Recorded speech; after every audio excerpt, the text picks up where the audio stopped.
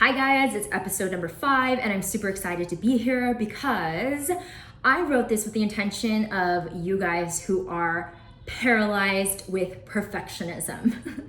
So if that's you, if you haven't been able to hit send, please stick around for this episode because I'm gonna share with you some advice, how you can get out of that and actually get flowing and moving. But first, if you are multi-passionate and are struggling to market yourself or you're thinking about pivoting, well, hit that subscribe button and click that bell so you can be notified every time a new episode comes out. Yeah! All right, ready? Perfectionism is the one thing that has been preventing me from actually pressing send. And maybe you guys are one of those out there, but I hate to break it to you, but perfectionism is actually a form of avoidance, a form of avoiding potentially feedback that you don't want to hear. It's avoiding actually getting getting criticism or rejection. But it's also avoiding the things that could be so amazing for your growth.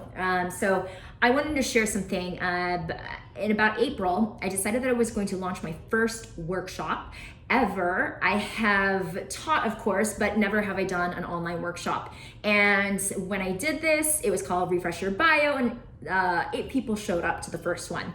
Fast forward, I did one every single week, and then on the 8th one, I had 500 people show up, and I was like, what?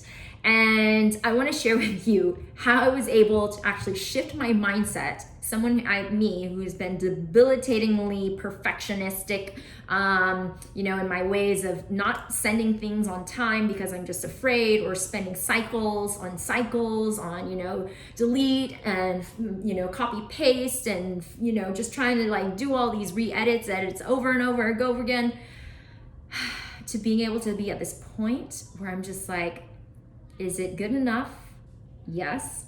Let's just press send and see what happens. So I want to share with you guys some tips and tricks in thinking about how to reframe your perfectionist mind. So like I was saying earlier, the first thing is really realizing that perfectionism is something that's going to hold you back.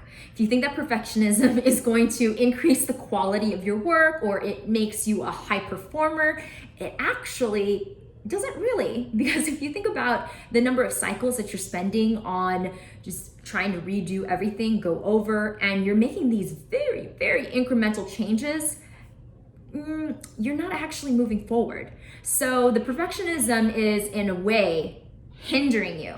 So it's your decision to think, okay, do I want to keep moving forward or do I want to stay where I am at?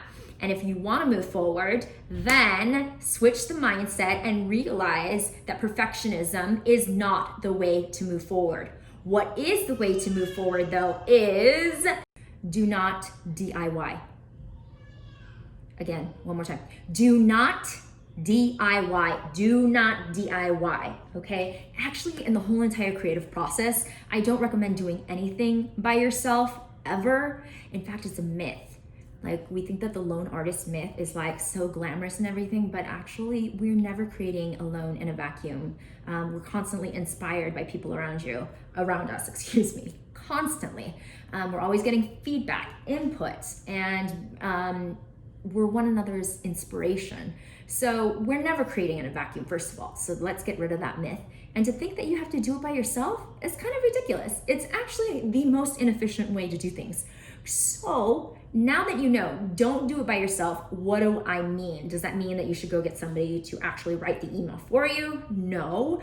Does that mean that you should actually get someone else to do the whole entire job for you? No, that's not what I'm saying. Include people in your process. So if you're procrastinating, think number 1, who could actually give you a little bit of feedback? It doesn't require too much time when you get asked for someone's feedback.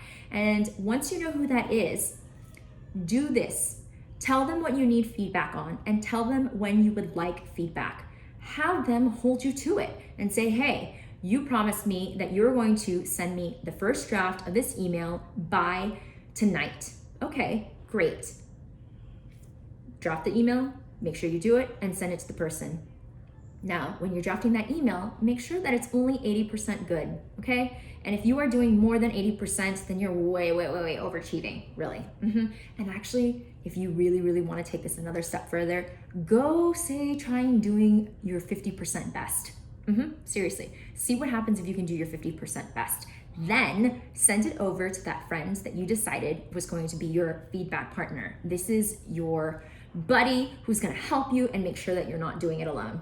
Then get the feedback. Say, hey, what made sense? What didn't make sense? Do you have any suggestions for me? Then from there, go back, retweak, and then add another 10%, okay? And then sit back, wait, see if it looks good.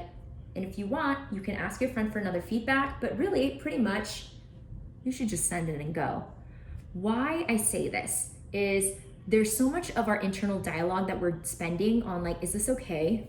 I don't know if this is right. And, and we don't even realize that so much of that internal dialogue is what is actually preventing us from sending.